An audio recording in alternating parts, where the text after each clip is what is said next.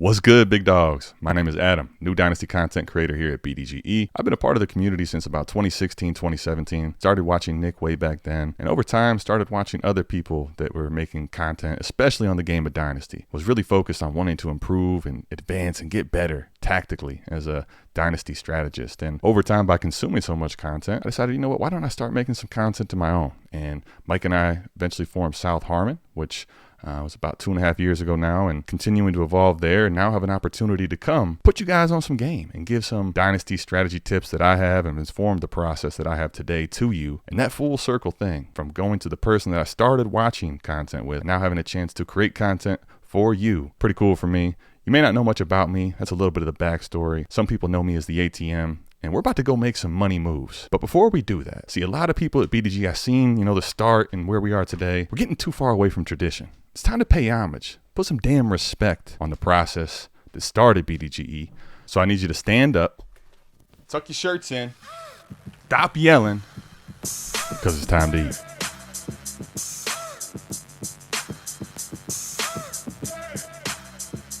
All right, so today I'm going to be bringing you the 7 worst picks round by round in current startups. Going to be using the startup ADP. You saw Andrew give you the first 7 best values that he thought in each round. I'm going to be giving you the worst. Guys, I do not want to be leaving that specific round with. Now, in round 1, you're not likely to screw up your draft per se. All of these are pretty damn good players. But if I had to pick one that I really don't want to leave with, or I feel like isn't a value at the current range, it's going to be Justin Herbert. Now, they just got a brand new coach in Coach Harbaugh coming over from Michigan. And there's this idea that he's this quarterback whisperer. Going back to the days of Andrew Luck, he's someone that can get the best out of his quarterbacks. That isn't the big piece, though.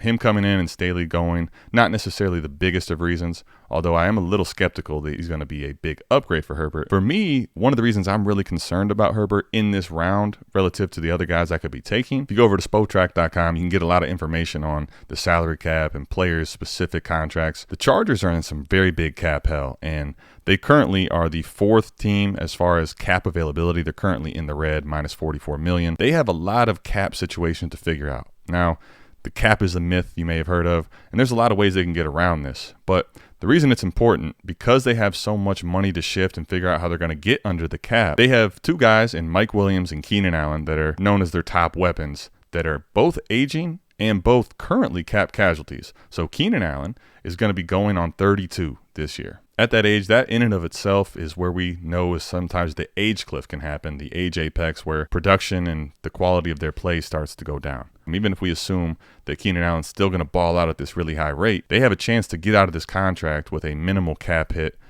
given all the cap casualties they have. So with him being a cap casualty and Mike Williams also being a cap casualty, they can opt out of these contracts this offseason before the pre-cut date of June 1st. 2 of his top weapons that are old and may be gone. Last year they drafted Quentin Johnson, who has been a colossal bust. He's a face planter so far.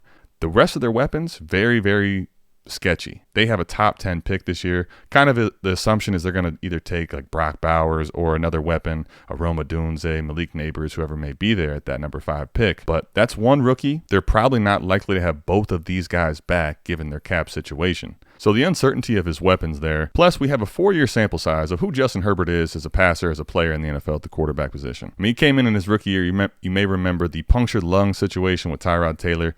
Kind of took the league by storm that year. Looked great. Has a cannon of an arm. He has a lot of the traits you'd want in a quarterback.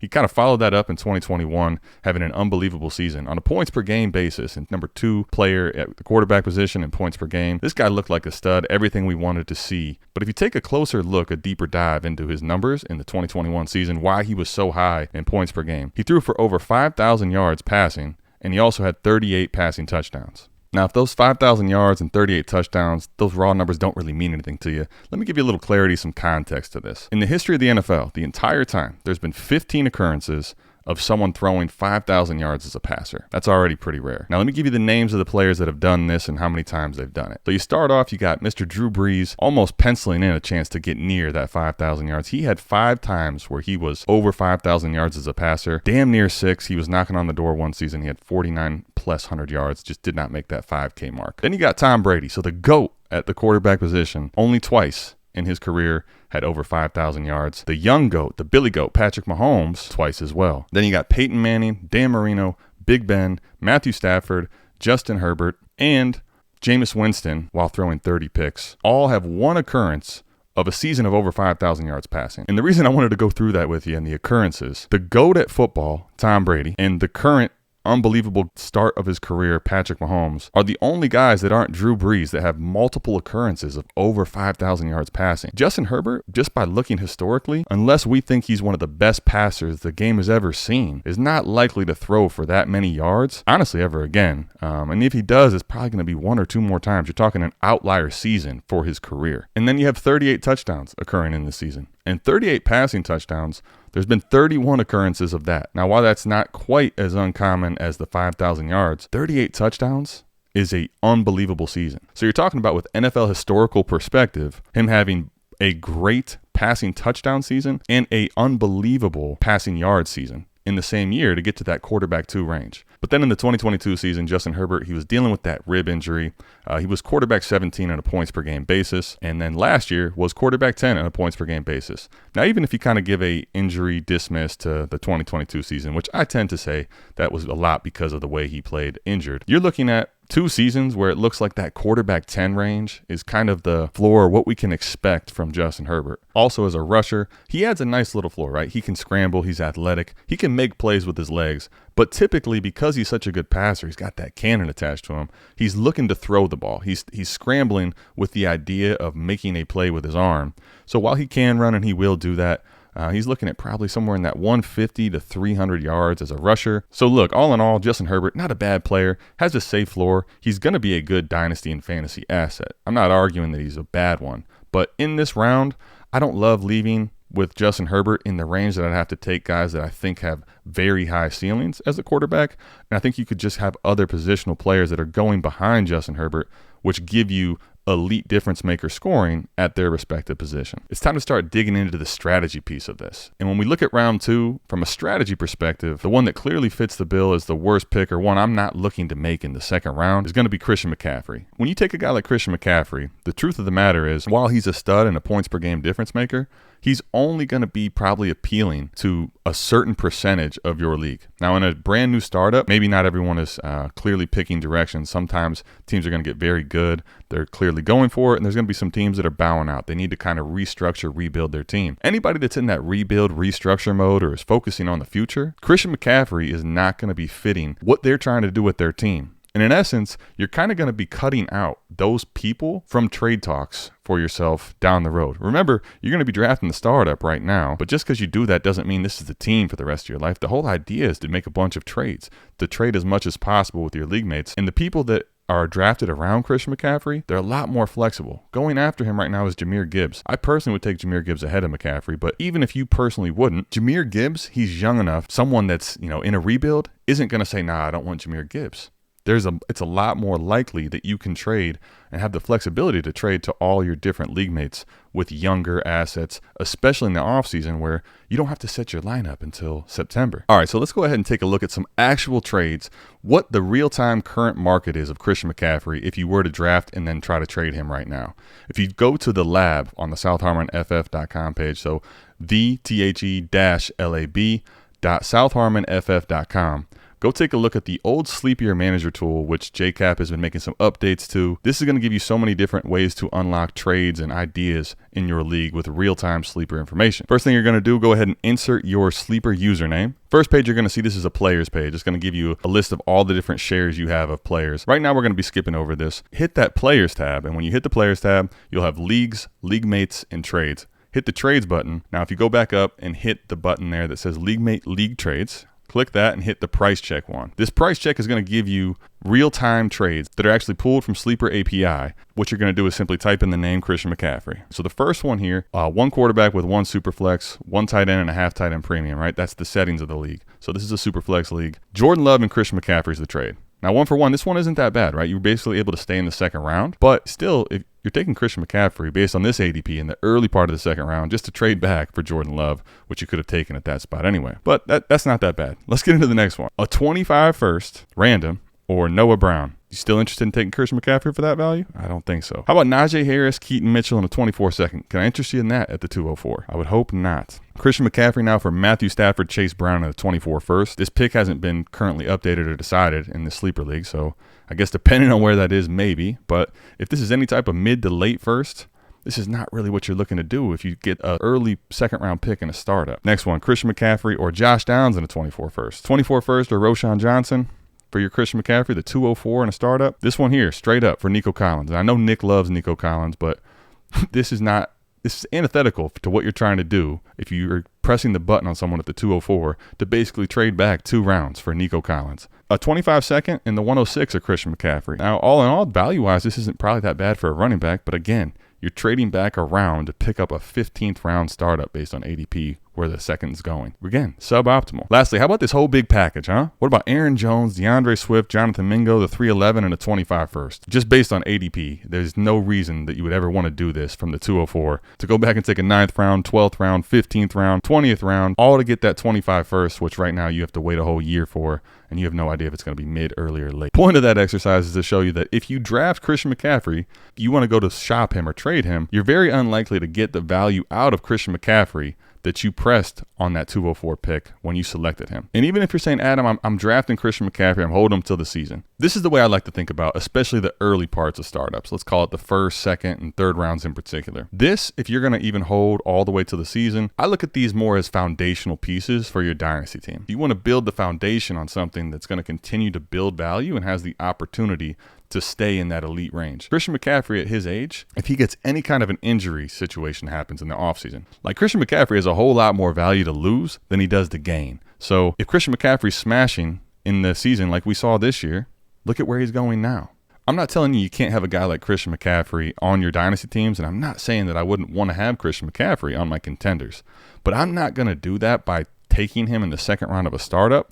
If I want to get Christian McCaffrey, the idea is I'm going to form my team with a good foundation of players, and if now I think my team is ready to contend, I'll push in future picks or reassemble what I currently have in value in players and now trade for Christian McCaffrey when I'm much better positioned. Round 3 is pretty easy for me, and it's going to be Jaylen Waddle for the Miami Dolphins. We've seen now 3 seasons out of Jaylen Waddle. Going into year 4 for him, he is someone that's still getting a ton of value. Keep Trade Cut has him very high. We're looking at wide receiver 10 here in startups, and this price is absolutely not for me. And if you take a look at his body of work, right, in his rookie season, this guy was a target hog. 140 targets, had over 1,000 yards, looking like a really, really promising start for the career of Jaylen Waddle. Now, that team in his rookie season really lacked a lot of big star power. Jaylen Waddle was just being force-fed, and while that's nice to have 104 catches, all those targets, you would like some more efficiency, right? He kind of lacked in that efficiency department. So going into year 2, we want the efficiency to come up, and man, he completely does this in a big way, right? Completely flips it on its head. He becomes the most efficient receiver in the NFL, 18.1 on a per reception basis, still getting 117 targets, and that combined with his rookie season, you're thinking maybe all things are clicking. So while the efficiency increase was great, he had 8 touchdowns. That really drove and propelled a lot of this wide receiver 7 finish that he had in year 2. But when you start to look at a lot of the details, the efficiency started to come back to earth a little bit, still better than year 1. The touchdowns also came down, only 4 this year. And what we're really starting to see with Jaylen Waddle is he's the beta, and as long as Tyreek Hill is the alpha in town and still a dog, while he's playing like this, Jaylen Waddle is going to be a lot more of a boom or bust receiver. Now, listen, there's nothing wrong with having a boom or bust receiver. The guy still has some very high upside certain weeks. I can wait a little bit and get guys that still have the potential to spike and pop like Jaylen Waddle does. If you look at Jaylen Waddle last year on a points per game basis, because he did miss 3 games, you're looking at wide receiver 21. So he's not even a top 20 wide receiver in points per game. Not really any much different production than Jacoby Myers. Come on. I'm not drafting this dude as a top 10 receiver in dynasty startups in the 3rd round. I'd rather have a guy like Brandon Ayuk, Nico Collins, honestly some of the guys in the 5th round, especially at the value drop from over a round. Rashee Rice, I'd rather have these guys than Jaylen Waddle in the 3rd. 3rd round, you can miss me with that shit. All right, now as we get down in the 4th round, all these names are not clear-cut winners for me. I don't love every single one of the guys going here, but the worst one is clear-cut and easy for me again. It is TJ Hockenson, tight end for the Minnesota Vikings. Now look, since coming over from Detroit to Minnesota, dude's been nothing short of a dog. I get it. He's been balling out of control. This year he led tight ends in fantasy points per game. So you're probably asking, why am I fading TJ Hockenson at the 411? Stop the cap. Really late in the year, TJ Hockenson tears his ACL in a game where he's going out for vengeance against Detroit. He tears his ACL, and this late in the year, an ACL tear is already going to be cause for concern.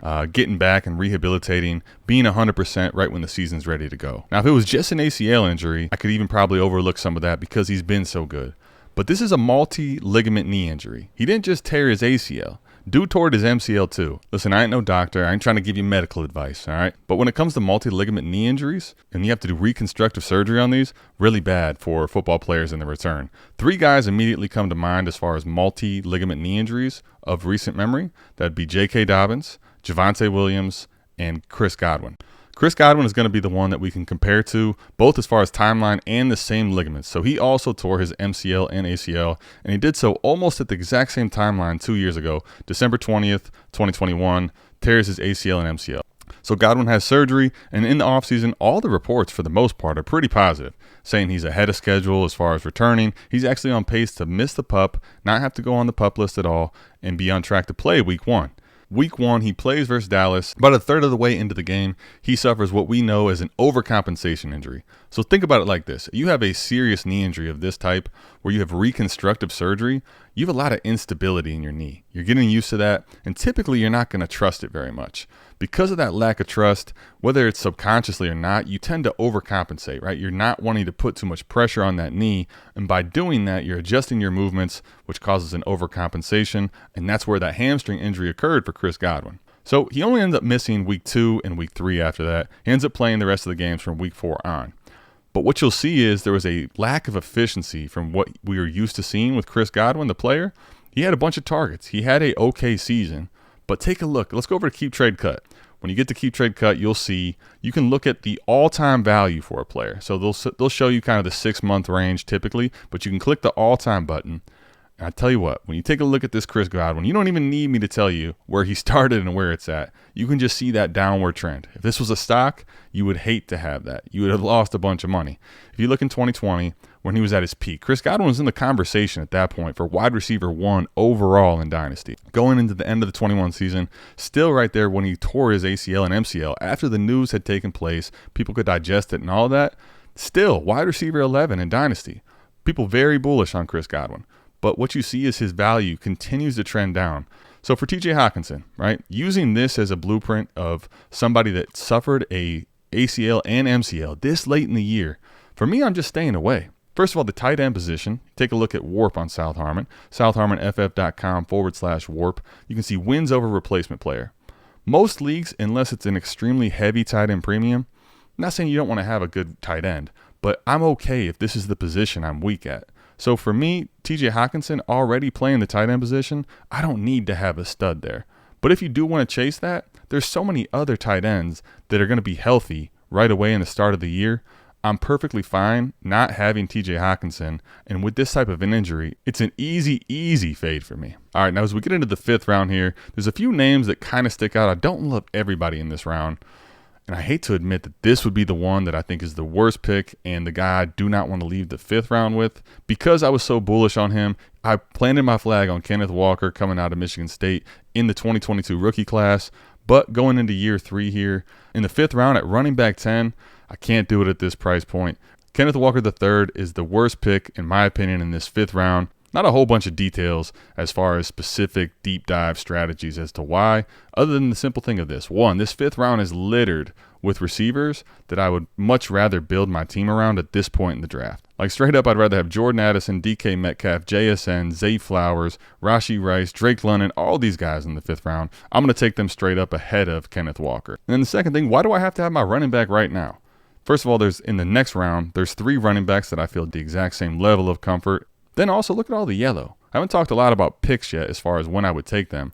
But this time, I'm absolutely taking the 107, the 108, and the 109 without question ahead of Kenneth Walker. Kenneth Walker, at this point through his career, he's shown some promising signs, right? He has a lot of the good traits that you want a running back, but the reality is the thing he's missing, and I'm not going to take at this point a running back that's getting this little pass work, getting less than 2 catches a game. If I'm going to take a running back in this range, at least the guy next to him, Saquon, while older, catches a ton of passes and can play a high percentage of snaps. We've seen quads be a difference maker. Kenneth Walker in the points per game department, as well as this lack of pass catching upside, I'm good, man. Y'all can have Kenneth Walker. Once a stand, now I'm out. Let's get into the 6th round, though. Now, when we get to the 6th round, I really wanted to take Bryce Young as the worst pick in this 6th round. Gut's going to be editing this video. Don't you dare edit this shit out. And in the 6th round, with Bryce Young being there, I couldn't actually do it, though. As much as I want to come at Gut with this Carolina Panthers struggling, the situation really isn't going to get better, I don't think, in the immediate future. He's probably a value in this range. He lost a lot of value throughout the year. He's already down to quarterback 18. So he's not the worst pick in round 6. And the worst pick in round 6, honestly, tough for me to admit because I have a lot of love for Jayden Reed. Coming out of Michigan State, he has a lot of the traits, I think, to make a special receiver. And we saw a lot of that this year with Jordan Love. Now, in his rookie season, there was a lot to like and take away from Jayden Reed's year.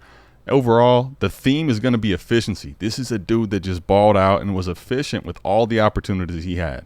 If you look at playerprofiler.com, he's 5th in the NFL in fantasy points per target, and he separates really well versus man. Versus man coverage, he's in the top 12 of receivers, so he's getting open. The other thing is the dude had 10 total touchdowns, so 5th in the NFL as far as touchdowns in his rookie season. He's got a lot of special traits. He could translate to somebody that's very, very good at the NFL level. And Jordan Love looked to him a lot in the red zone. It wasn't like it's just crazy fluky touchdowns as far as the volume goes. He got a lot of volume in the red zone. Jordan Love's looking at Jayden Reed in the red zone. So we like seeing all that stuff. Now here's the bad news, though. Imagine being that good and that efficient, right? This whole offense was very young at the receiver position. A lot of people fighting for the same spots.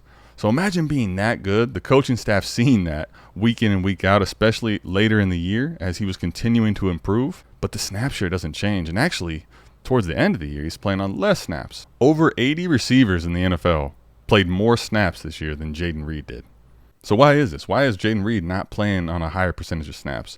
So let's dig into this a little bit. And typically, one of the things that causes for concern with this part-time player is you'll see that they get a lot of slot percentage snaps. And he's number 16 in the NFL when it comes to slot snaps. The reason this is something to pay attention to is if you're playing primarily in the slot, but when you go to the 2 receiver sets and you've got to go outside, you're not playing in that role, that's kind of the red flag.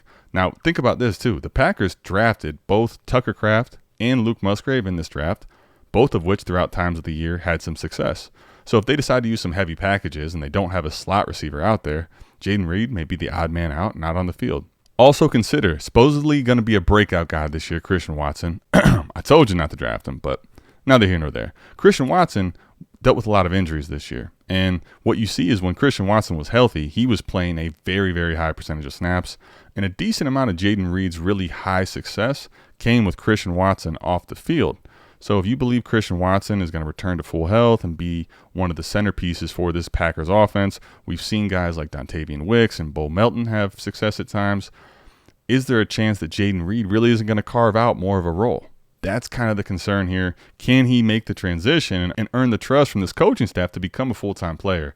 That's really the biggest key. When you look at the snap percentage right now that he's playing, I mean, he's literally sandwiched in between Rashad Bateman, Chris Moore, Rashid Shaheed, and Curtis Samuel. None of which anyone's very, very excited about in Dynasty or in fantasy in general anymore. And if he's going to continue to stay penciled into a role of, 60% of snaps, 65 even, he's not going to have the volume to be able to sustain this type of efficiency year in and year out. 10 touchdowns on this amount of snaps, all this type of high efficiency, that's not really what you want to chase if the volume doesn't go with it. Now, to give you the upside, I mean, if you see the scenario where Jayden Reed can overcome this, I think the perfect picture is another rookie this year to look at, and that's Rashee Rice from the Kansas City Chiefs. And when you think about it, one of the bigger storylines this year was that, Patrick Mahomes having so much inconsistency from this receiver room, needing so much help. The great player Mahomes is, drops and problems with all the different receivers from Kadarius Toney, Marcus Valdes-Scantling. List goes on and on. But if you look at Rashee Rice relative to the rest of the receivers for the Chiefs, you'll start to see over the course of the season, he started to ramp up this snap percentage. And by like week 12, 14 especially, he had turned into a completely different animal and weapon for Patrick Mahomes. He's a dog out there, and he's earning all those snaps. So while they're different players, they're not exactly the same. Both 6 foot, about 200 pounds. They both, I think, have upside and tremendous ability at the NFL level. So Jayden Reed definitely has, I think, some of the traits and ability, the explosiveness to make that jump if he gets the opportunity to be more of an every down player. But right now in this draft, when I'm drafting the startups, I can't say for certain that range of outcomes is definitely going to be what takes place. And while that is there and the upside's there, I definitely have some Jayden Reed shares. I'm really not loving this price in the 6th round. So I'm going to go ahead and pass on Jayden Reed in this round as the worst pick, given all the options on the board.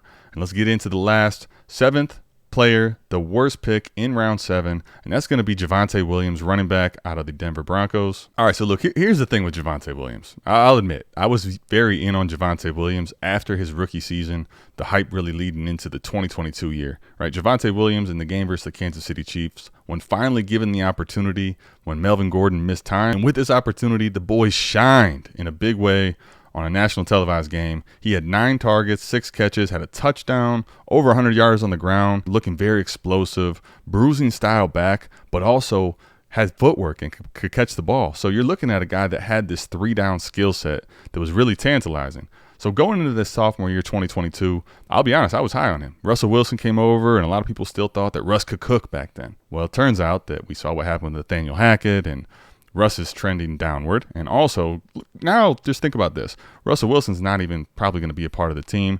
They had a chance to make the playoffs, shut him down with 2 weeks left in the season. But for Javonte Williams in that second year, he was earning targets in that first game, but we talked about earlier, multi-ligament knee injury. And after missing that whole 2022 season, Javonte coming into this year, coming off that multi-ligament knee injury, he actually played almost the whole year. He missed 1 game, but this 3-down skill set and opportunity wasn't really there. He was kind of a 50% player. He was a top, 10 running back, I think 3 or 4 weeks this year. I'm looking for more than that here in the 7th round if I'm going to take this guy at running back 15, running back 16. Denver's moving on from Russell Wilson. They are not currently in a position to go draft one of the 3 quarterbacks that everyone feels really good about in this class. So you have uncertainty at the quarterback, uncertainty overall what the offense is going to look like. His role in this team is not certain, and his role moving forward after this year isn't certain. Overall, it's just way too much uncertainty and way too much projecting. When you look at the 3 years Javonte's played, if you just even take injuries out of the consideration as far as the total stat counting, right, raw numbers, go to points per game. This is a guy with 3 years of work, has not even been a top 24 running back. Just do yourself a favor. Don't take Javonte in the 7th round. There's guys in the 8th and honestly even in the 9th that I'd much rather have than Javonte Williams. So that's it. That's all I got. That's the 7 worst picks in startup ADP currently, according to myself. 1 for each round. Let me know what you thought. Let me know what you thought of the player analysis, of the takes, of the strategy. Can I get a like? Can I get a comment? Can I get a subscribe? Go hit that subscribe button. Subscribe to the channel. We'll see you next week, Friday, on BDGE Dynasty. We're out of this thing. Yeah!